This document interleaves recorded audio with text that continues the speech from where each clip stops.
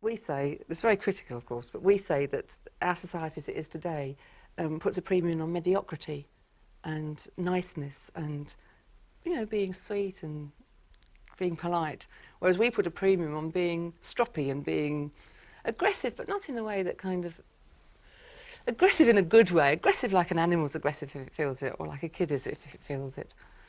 So you feel the aggression is helpful? Healthy. And I wouldn't go to bed with him if he was in a violent mood. I would make sure that we stayed up half the night and got it out of him first.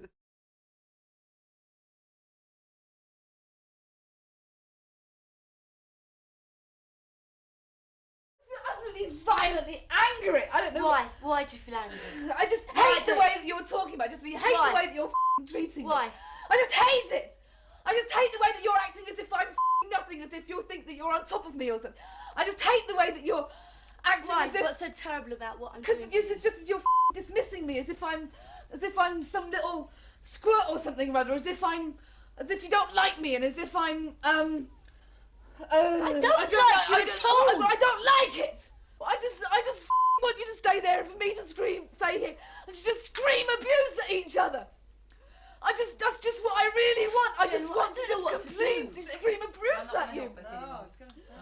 I just want to say to you, I just want to say to you with some kind of comeback, I think you're a bitch, and I think you're a and I think you're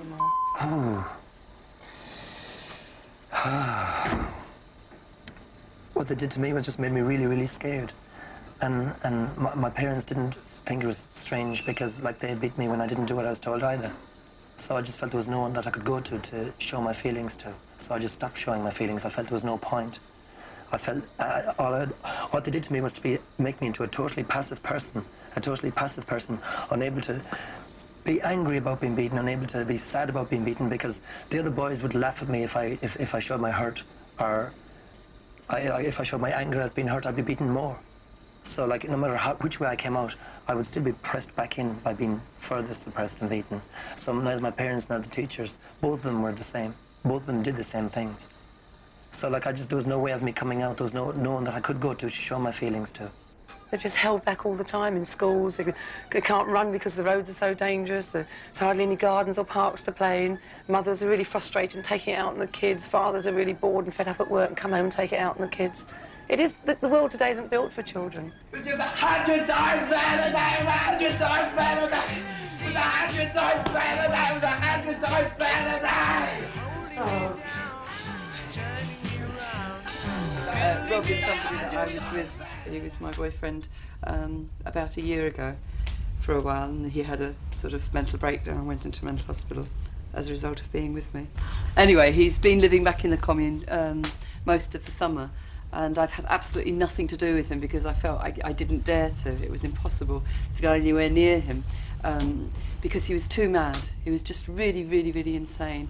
And over the months, I've sort of gradually dared to sort of say good morning and things like that. But I mean, obviously, if I actually do start to really relax and really let go and be with him, there's going to be all hell let loose.